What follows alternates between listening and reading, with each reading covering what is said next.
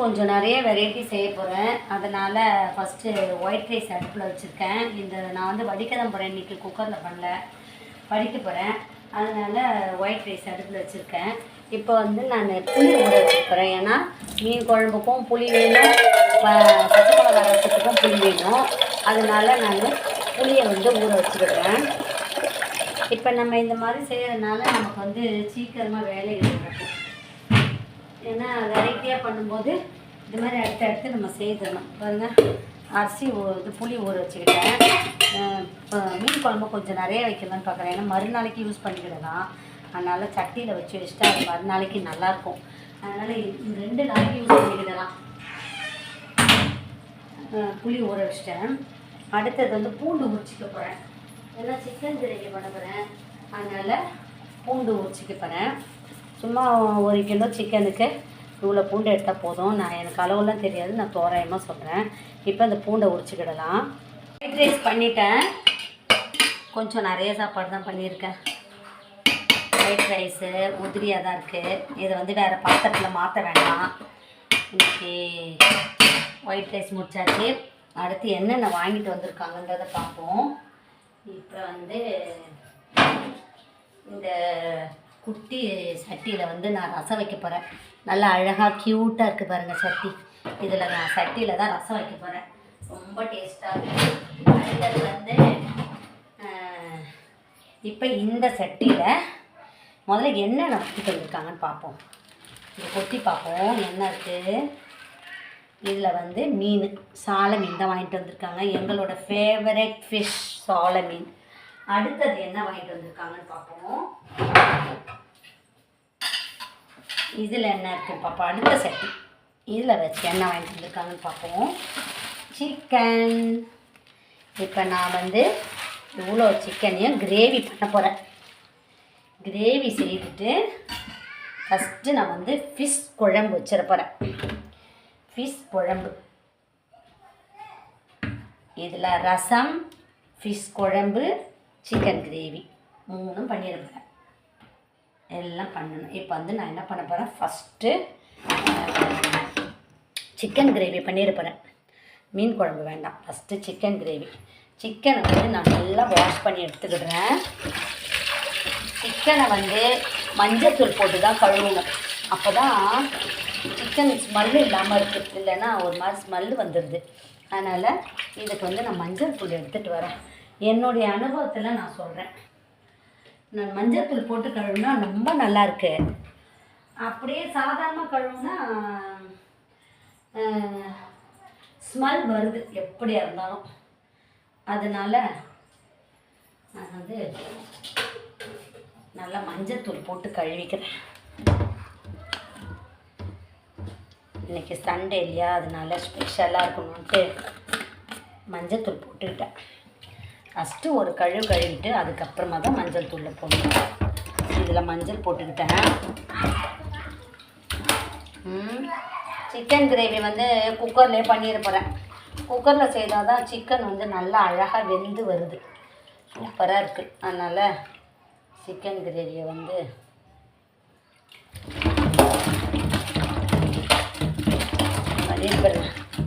நல்லா மஞ்சள் தூள் போட்டு, நீங்கள் நாட்டுக்கோழியாக இருந்தாலும் சரி, கோழியாக இருந்தாலும் சரி, இது வந்து மஞ்சள் தூள் போட்டு கழுவணும்.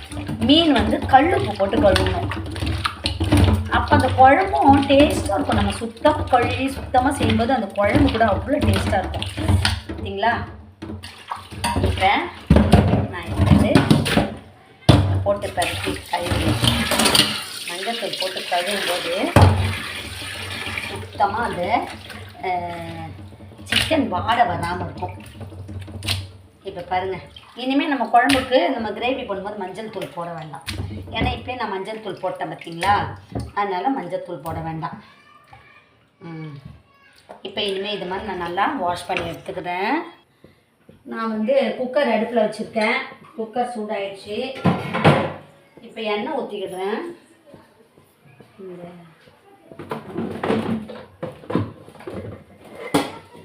எண்ணெயை பாட்டிலில் ஊற்றி வைக்காமல் இருக்கேன், கேன்லேயே இருக்குது. சிக்கன் 65 மசாலா தூள். எண்ணெயை வந்து எப்பவுமே டைம் கிடைக்கும்போது அந்த பாட்டிலில் ஊற்றி வச்சிடணும். நான் ஊற்றி வைக்கல. இப்போ ஒரு பட்டை லவங்கம் பாக்கெட் எடுத்துக்கிறேன். லவங்கம் பட்டை லவங்கம் எடுத்துருக்கேன். அது வந்து போட்டிருக்கேன் குக்கரில். அப்புறம் வெங்காயம், நறுக்கின வெங்காயம் போட்டிருக்கேன். அதை வந்து கிளறி விட்டுட்டேன்.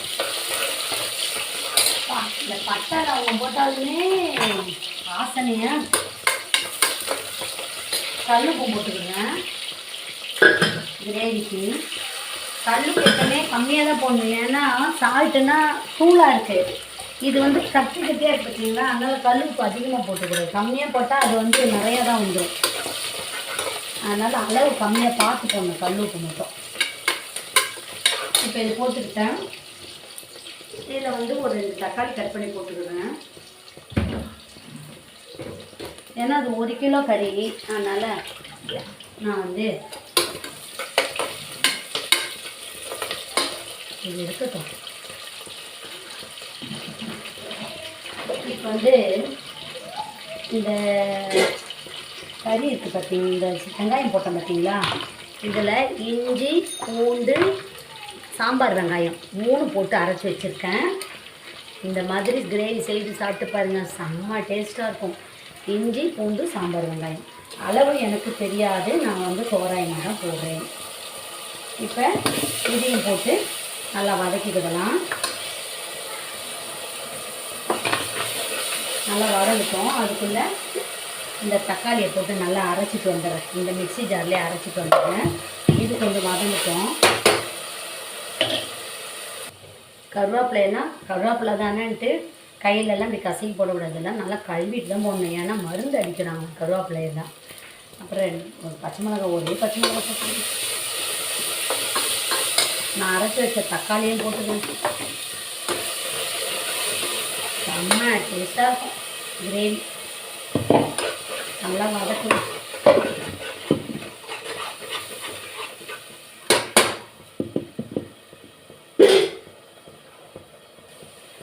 கொஞ்சமாக குழம்பு மிளகாத்தூள் போட்டுக்கிறேன். கொஞ்சமாக சீரகத்தூள் போட்டுக்கிறேன். போட்டு இதை மிக்ஸ் பண்ணி வச்சுட்ருக்கோம். இப்போ நல்லா வதங்கிச்சு. சிக்கனை போட்டுக்கிறேன்.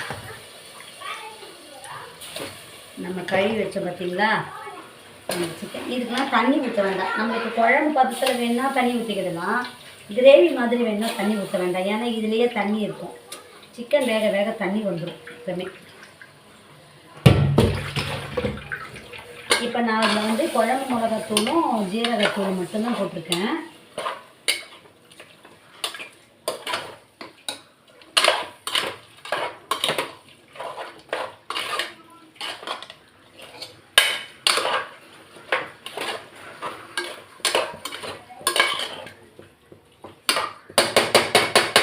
கொஞ்சம் அப்படியே வதங்கட்டும் எண்ணெயிலேயே. சிக்கன் 65 மசாலாத்தூள்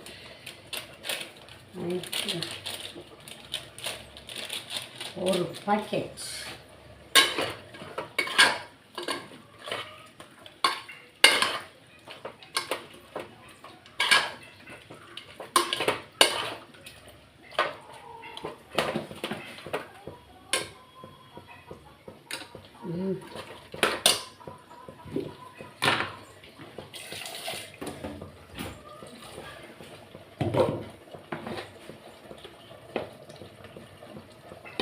குழம்பு மிளகாத்தூள்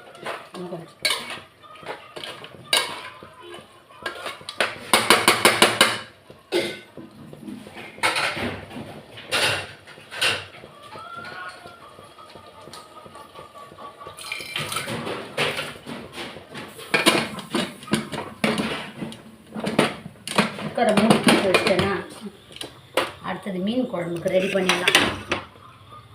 அடுத்து மீனை கழுவிடணும்.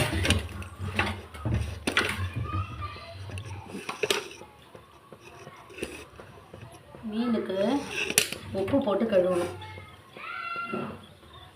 கல்லுப்பு.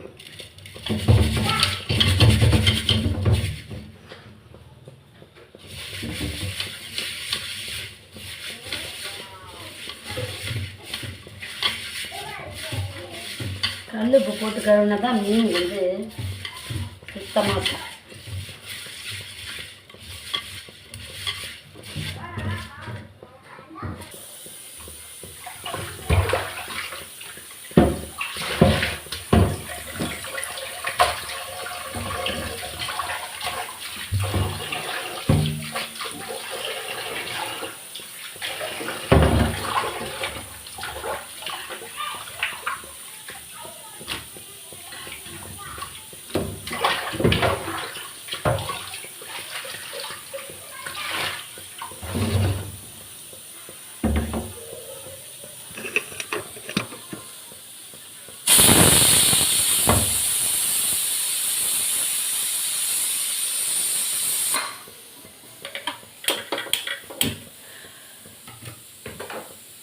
தட்டி வச்சுருக்க மீன் குழம்பு கல் உப்பு போட்டுக்கிறேன். கழுவியாச்சு. கல் உப்பு, அப்புறம் புளி கொஞ்சம் கரைச்சி ஊற்றிக்கிறேன். இதை ஊற வச்சிடலாம். நல்லா புளியில் ஊற வச்சுட்டு மிளகாத்தூள்,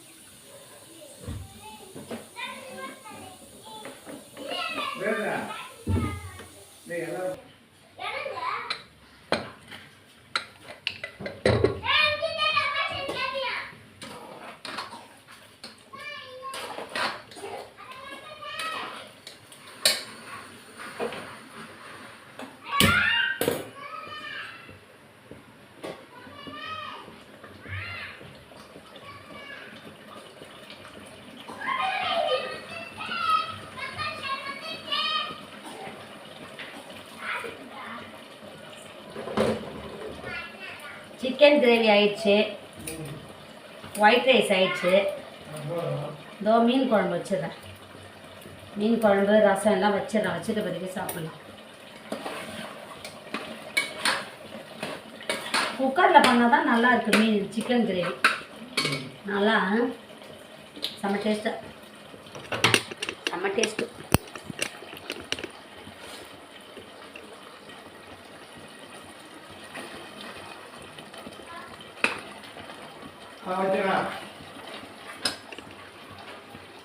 சிக்கன் கிரேவி ஆயிடுச்சு. ஸ்டவ் ஆஃப் பண்ணிடலாம். மீன் குழம்புக்கு எண்ணெய் ஊற்றிட்டு மீன் வறுக்கல, எல்லாம் குழம்பாவே வச்சிட்டேன். போதில்ல, குழம்பா வச்சிடலாம். அதான் நிறைய எல்லாத்தையும் குழம்பு வச்சிட்டேன். நாளைக்கு நல்லாயிருக்கும். சிக்கன் கிரேவியும் முடிஞ்சிடுவேன். ஒரு 2 சவுண்டு தான் வச்சேன்.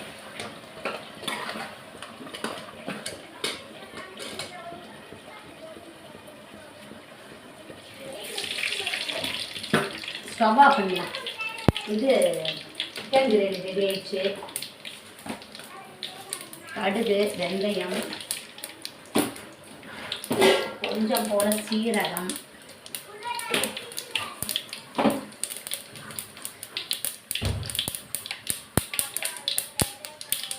கட் பண்ணி வச்சுருந்த வெங்காயம், கருவேப்பிலை,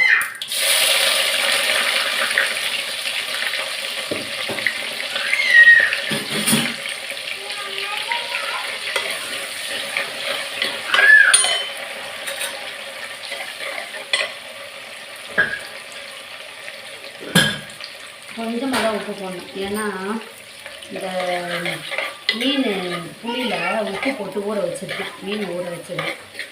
இது நல்லா வதக்கிக்கணும்.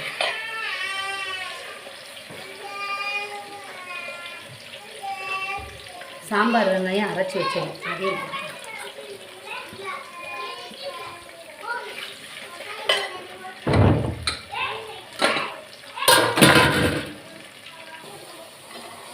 அரைச்ச தக்காளி,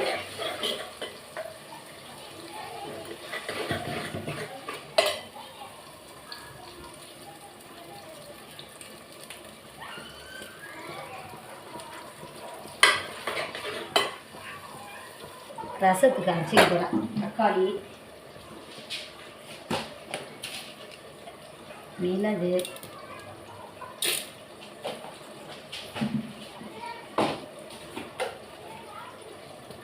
சீரகம்,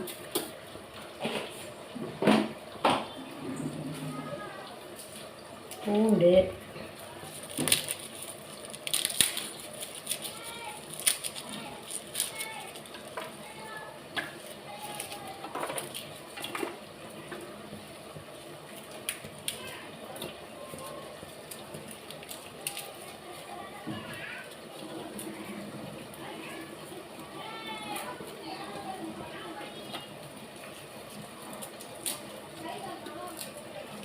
கருப்பு இருந்தால் போடக்கூடாது.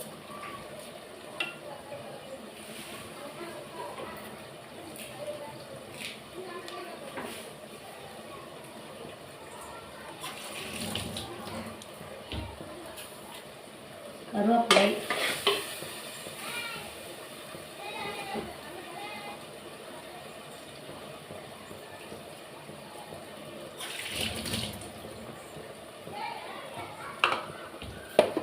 மிக்ஸி ஜாரில் அரைச்சிக்கலாம். குழம்பு மிளகாய்,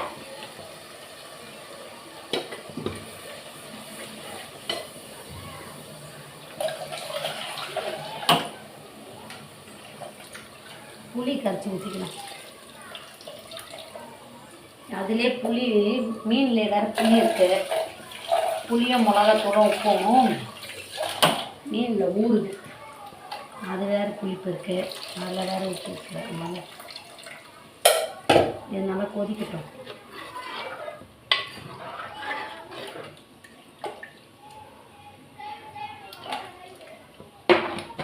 உப்பு அப்படியே போட்டுக்கலாம். அதுக்குள்ளே ரசம் வச்சுக்கலாம். சட்டியில் ரசம்.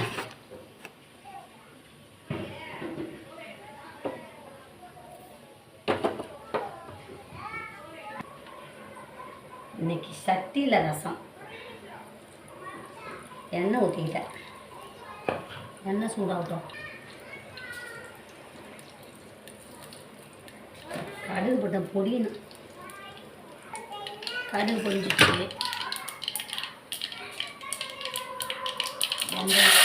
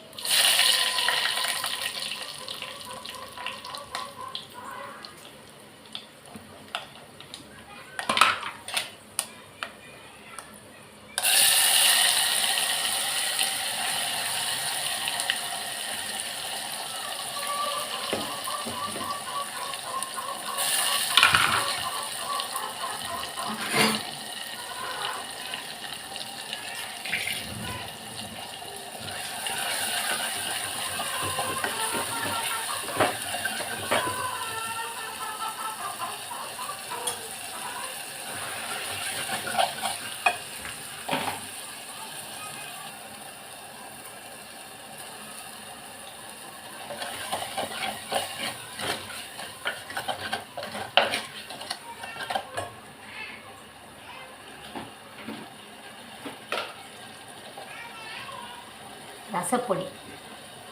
ரசப்பொடி இருந்தால் போட்டுக்கலாம், இல்லைன்னா வேண்டாம்.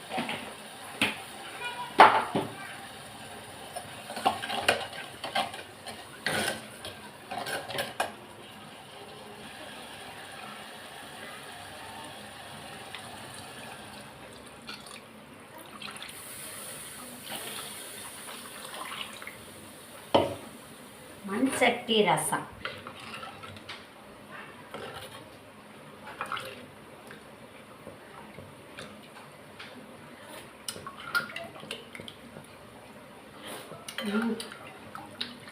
செம டேஸ்ட்.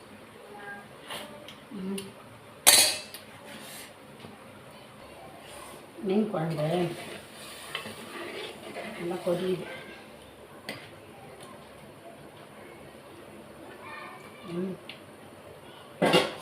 நல்லா கொதிக்கிட்டோம்.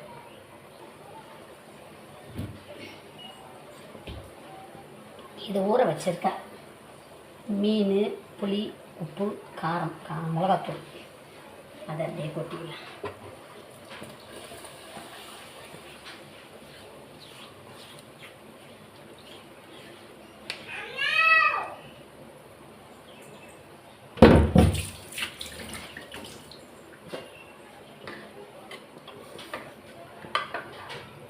உப்பு பிடிச்சிருக்கும் இப்போ மீனில்.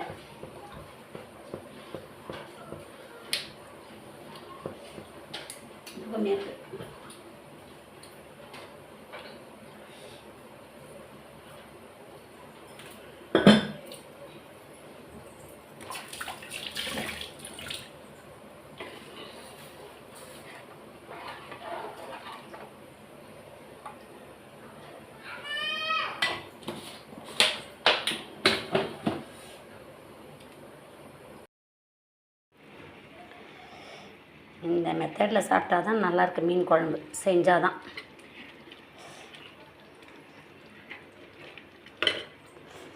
ரசம், மண் சட்டி ரசம், மண் சட்டி மீன் குழம்பு.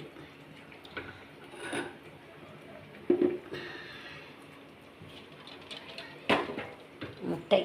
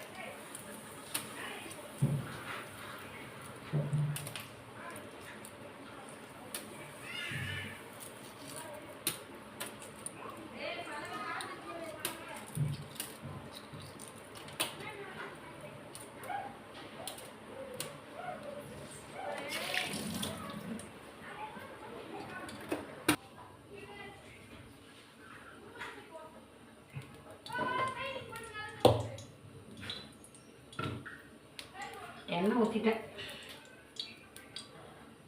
முட்டை ஊற்றி வச்சுருக்கேன்.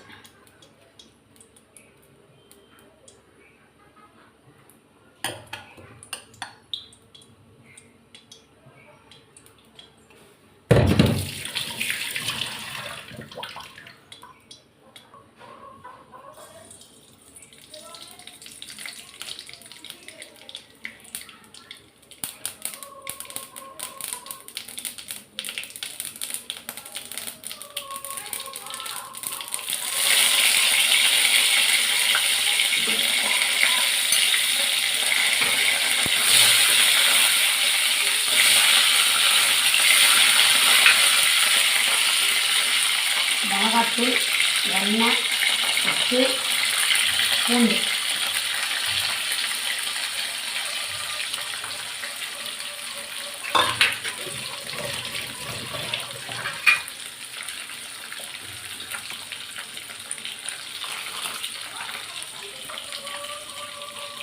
கொஞ்சமாக புளித்தண்ணி.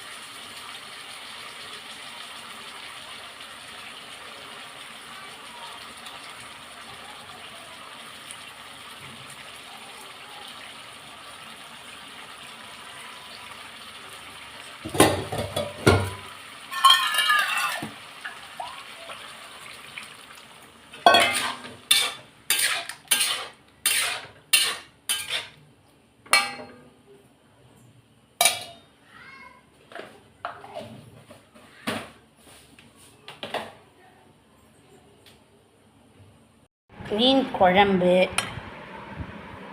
ரசம், சிக்கன் கிரேவி, முட்டை வறுவல். இன்னைக்கு லஞ்ச். தேவையான நல்லாயிருக்கும், மீன் குழம்பும் நல்லாயிருக்கும். அந்த ரசம், இந்த முட்டை வறுவல் எல்லாமே நல்லாயிருக்கும். இது எடுத்துன்னு வரவா? இல்லை நைட்டுக்கு சாப்பிட்றீங்களா முட்டை வறுவல்?